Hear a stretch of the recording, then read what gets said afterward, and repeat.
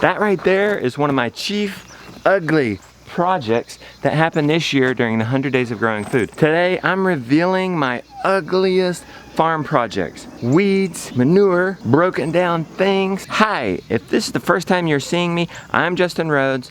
My happy family and I set out to grow as much as we possibly can here in Western North Carolina in a more sustainable, more abundant, less input type of way, and we're teaching and inspiring others to do the same. So you want a beautiful garden? Then fail. You can't necessarily control the outcomes. But what you can control is this. Just plant.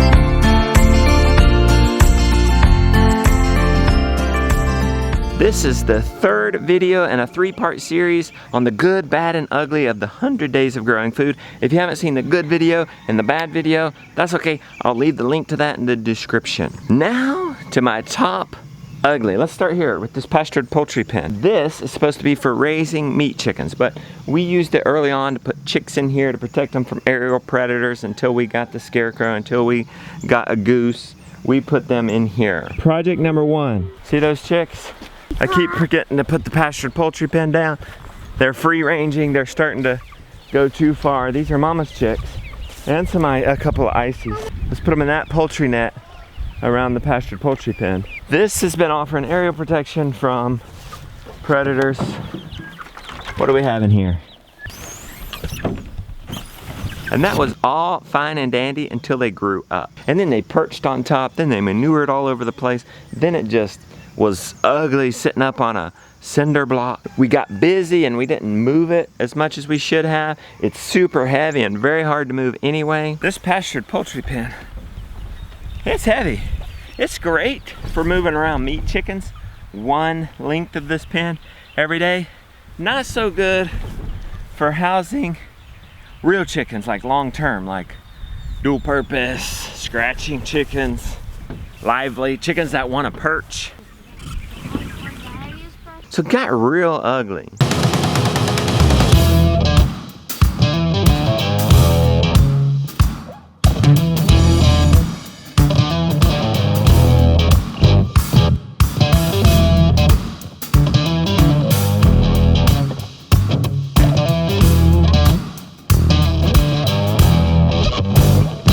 We're doing about it is we finally did get around to building my chickshaw mini-me.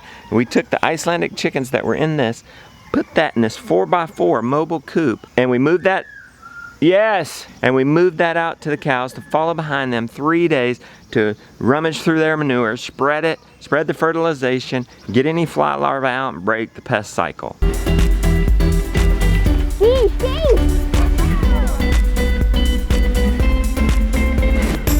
Papa, your net.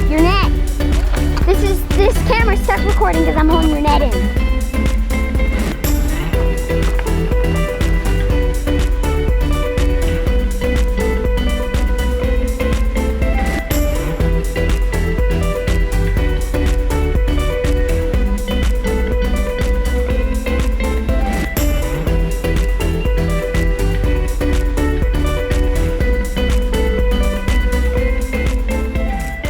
Exciting, there's the cows.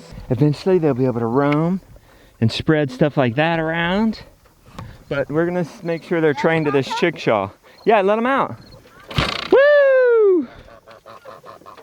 Stud Muffin's in for the show. Flap those wings, Waddle.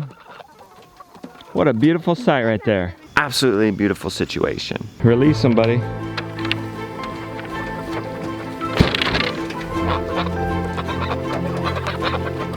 Come on, you're free birds.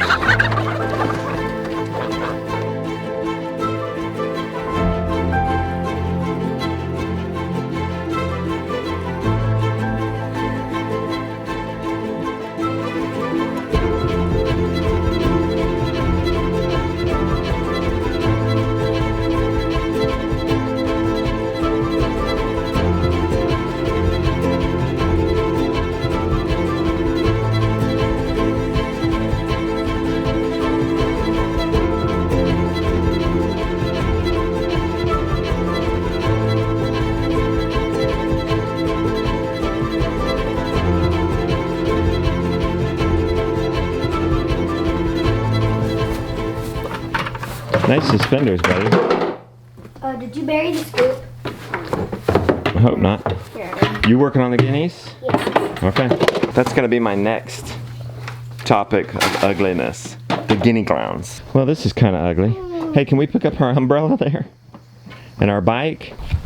When you're jamming out a farmstead, sometimes it's hard to keep up with 4 chidlers running around. They're helpful, but they're not very orderly. Is that how you do it? Yeah.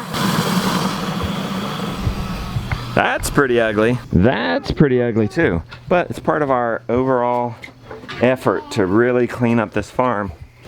This is our jungle garden. Jungle garden. We'll get to that in a minute. Do they just rush out when you feed them? Or do they hang out? They hang out and eat it. We'll close the door and I'll catch it. Gideon, can you close that door for him? Loud. Squawk, squawk, squawk. Hold on. Don't catch them yet. Just do your chores right now. These are guineas. There's nothing terribly ugly about this project except, in general, I like to call them guinea clowns. In general, they're just downright ugly. What? They're ugly. It looks like he just came from a wrestling match. See why I call them the guinea clown? Whoa! I mean, there is one thing. I mean, that's probably not the best coop for them, but they are staying in it. So if they don't, and it's just what we had, they would probably like perches that are higher up and maybe more open system, like maybe with no walls, just a roof. But then you'd have to have an electric fence on them, and you'd have, yeah, it'd just be a little bit more management. Boy, do they eat all that grain? Oh yeah. Okay, they'll eat all that today? Oh yeah, they'll eat a lot. Gosh. I'll probably be Okay, out here and be all let's night. start weaning them too, because the idea is for them to free range, ultimately not be on any food during the growing season, and get ticks. That's why we have them, to get Lyme disease infested ticks. They do get up on these top perches. They don't get on these. I mean, sometimes they'll get on these small ones. Okay, so what we're gonna do to make this a little less ugly, we're gonna feed them less and less so they range more. We've been too long in moving them. Like we let them stay in one place too much, so we're starting to move them more often.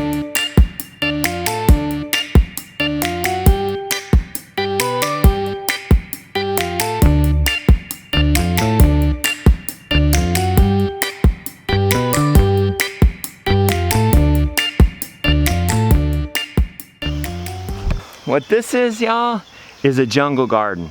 That's the 3rd stage in a 3-part process. Now's a perfect time to show you guys this. That's how it began. Chickens. We didn't have pigs on it at the time, but now we have chickens and pigs working it. This can be an animal garden miracle here, y'all, if we do it right. This is what it looks like after they're done. This is an ugly stage. I hate this stage. In controlled disturbance where we use animals to plow, pigs plowed, chickens tilled. They prepped this area, they fertilized this area.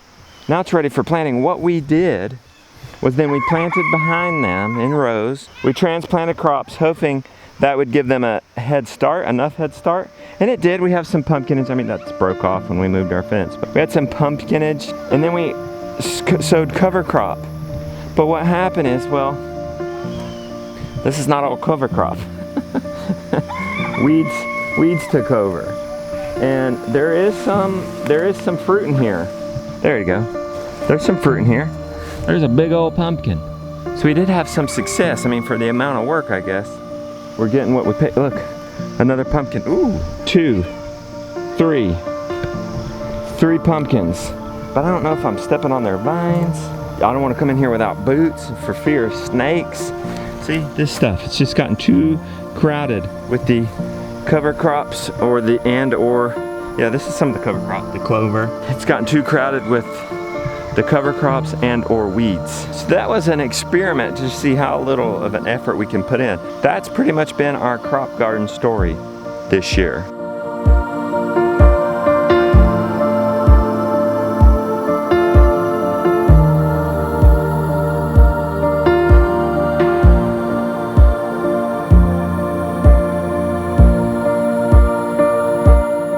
What we're gonna do different here is we will continue to broad fork like we always do.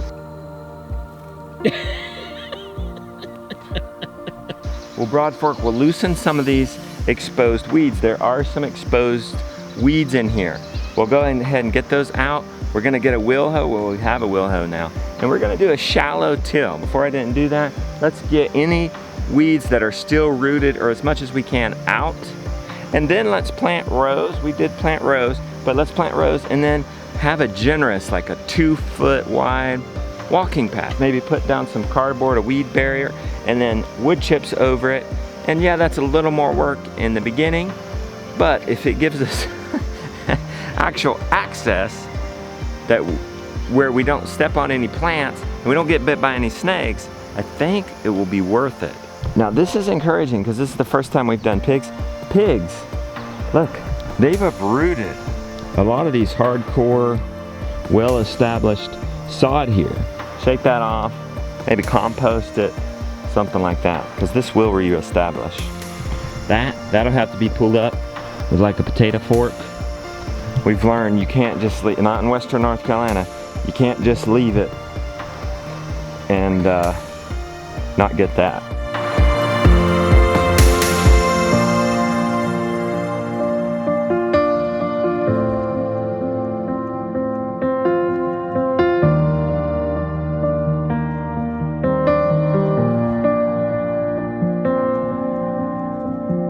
That's a beautiful fall winter garden coming in, but I think it happened right about here. Beauty had some tomatoes and she's crazy about tomatoes. Let's stake up these tomatoes. She has some tomatoes we haven't staked up yet. She has some volunteer tomatoes. You think she's crazy about stainless steel? She's crazy about tomatoes. You're gonna have all the tomatoes you're not gonna know what to do with. You always get so afraid. And then we always don't know what to do with all our tomatoes. Oh, I know exactly what to do with all of them. Shove them in? I have no problems with any of it. I think it happened about right here. Tomatoes just started popping up.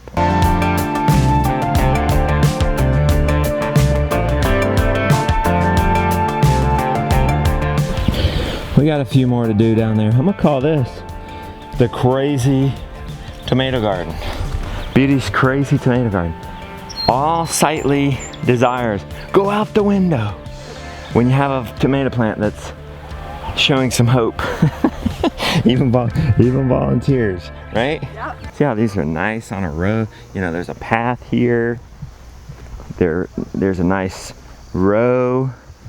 Those peppers are planted nice, beautiful. The morning glories on this trellis.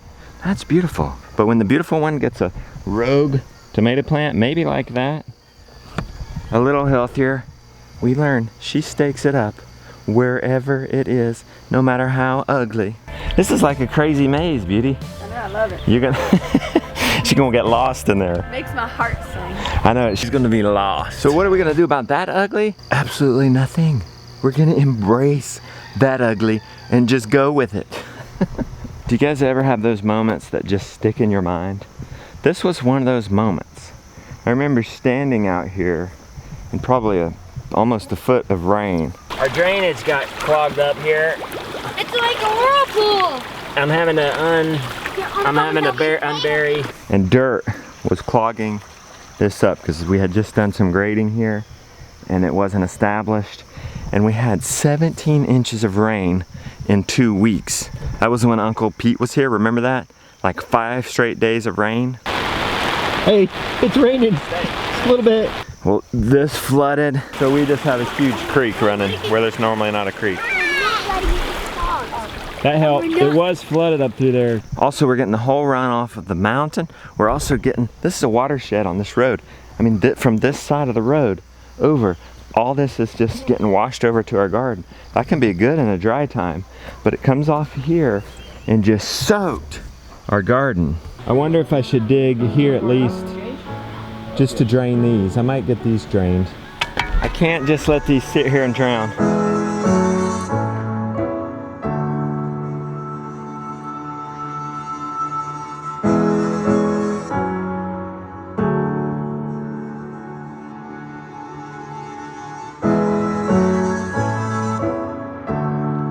So what I did was a pretty easy fix. I actually built a trench. You can see it a little bit here. Hey Mom, look at this. Yes, this is A little micro drainage ditch. We'll see if that's part of our problem. Okay. I mean, you have water building up there. And gosh, this got full. Water was running out of here like a creek. I also trenched in there to save the beautiful one's tomatoes. It's been about an hour. The rain has come. Let's see if it's filling up. Oh my word, guys. Look. Look. Oh. It's true. Look how much water is filling. Look. I was doubting this. I was doubting this is what our water source is. But there is a micro creek right there. It's working. That's what we did in the meantime, and that worked great, I think. But I don't think forever we need to fight it, because that's the natural way of this landscape. So how can we work with it instead? Well, let's not plant plants right there in the middle where it's wet. Let's still deep mulch. Beauty has this idea. She's kind of taking over the kitchen garden, which I'm cool with. It's gonna look like that, and that, and that, and that, and that. I'm totally cool with her taking over the kitchen garden. We're thinking to run the chickens more in this area on deep mulch, real deep mulch. That happens to be where it is because it's naturally come this way. What if we did like a chicken island right here? And we did raised beds because it's so boggy here. Kind of off of that, where the chickens could be let into certain areas, or at the very least, next to the garden. Beauty talks about a cutesy, I'll quote her, cutesy chicken house right here. Yes, another build, that'll be fun. You come right out of the house, sidewalk, access eggs. They have a run down their peninsula to their, I guess it's more a peninsula than an island. Run out there in a bigger area path here where they could access, if we want them to, offshoot raised beds. We're upping our game with this kitchen garden next year. Hey, quiet. Well, I hope you guys enjoyed the 100 Days of Growing Food vlog. I hope you enjoyed this 3-part series, the good, bad, and ugly of the 100 Days of Growing Food. If you missed some of that, I'll leave the links to those down in the description. If you do enjoy our vlogs and you did enjoy our 100 Days of Growing Food in this series and you like learning, if you are enjoying the learning aspect of these videos, then you would enjoy my Do-It-Yourself Abundance member area, where we find community and bounce ideas off each other and feel a little bit less crazy about what we're doing. There's also weekly instructional videos from me and other experts and even other community members. And there's an option to get direct access to me to get specific answers to your specific questions. So maybe you're interested in actually implementing some of this stuff I'm doing on your place, and you just need a little more guidance. Take the garden, for example, the jungle garden, the encroaching gardening, what we're gonna do next time. I'm gonna do a step-by-step,